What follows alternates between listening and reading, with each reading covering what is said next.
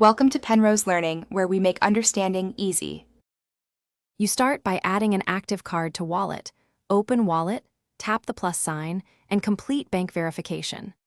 Once done, sign into the game and confirm your Apple ID is active for purchases.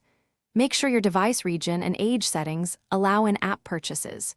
You should also enable Face ID or Touch ID for payments so confirmations are instant. These steps avoid interruptions later and establish the secure payment path the game will call when you buy items. You open the game store and pick the item or bundle to buy. Select Apple Pay at checkout when available.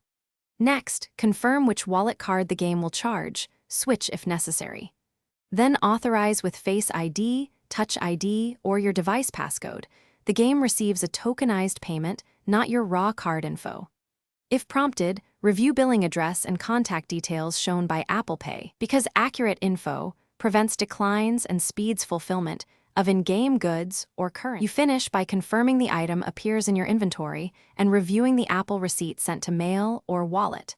If the purchase didn't complete, make sure you had network connectivity and check your card's daily limits or any bank blocks.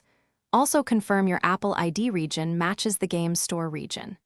If issues persist, contact the bank for declines or the game's support with the wallet receipt ready. That receipt is your evidence. Provide it when disputing charges or requesting a restore. Thanks for watching. If this was helpful, leave a like and consider subscribing. See you next time.